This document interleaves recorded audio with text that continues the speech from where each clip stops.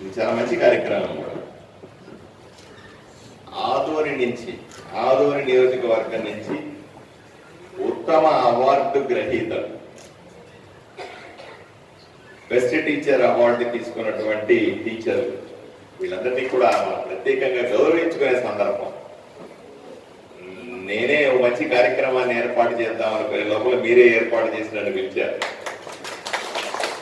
ఇది చాలా అద్భుతమైన ఒక టీచర్ కొడుకుగా. మా నాన్న బెస్ట్ టీచర్ అవార్డు తీసుకున్నప్పుడు మా ఇంట్లో పండగ చూశాను.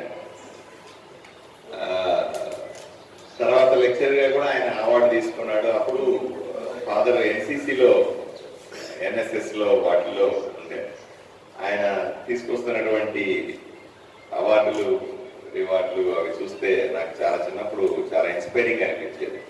ఈ పేపర్లో చూశాను. కానీ ఈ అవకాశం ఇచ్చినటువంటి పెద్దలకందరికీ కూడా ప్రత్యేకంగా ధన్యవాదాలు తెలుసుకుంటాను. ప్రత్యేకంగా అవార్డు గ్రహీతలైనటువంటి విరూపాపురం నుంచి వెంకోబి గారికి, అలాగే ఆదోని జెడ్పీ స్కూల్ నుంచి నరసింహారెడ్డి గారికి నమస్కారం. అలాగే దొడ్డనగిరి నుంచి వెంకట సుబ్బయ్య గారికి నమస్కారం. అలాగే ఆస్పరి నుంచి ఎల్లప్ప గారికి నమస్కారం. హై స్కూల్ నుంచి, మున్సిపల్ హై స్కూల్ నుంచి రాజా సతీష్ గారికి, ముఖ్యంగా ఈ 5 మందికి ప్రత్యేకంగా అభినందించాల్సిన సందర్భం. నిజంగానే ఒకటి మాత్రం చెబుతాను సార్, మీరు ఈ 5 మంది కూడా ఆదోనికి గర్వకారణమైనారు, ఆదోనికి మంచి పేరు తీసుకొచ్చిన, ఆదోని టీచర్లు తలెత్తుకునేలాగా చేసిన.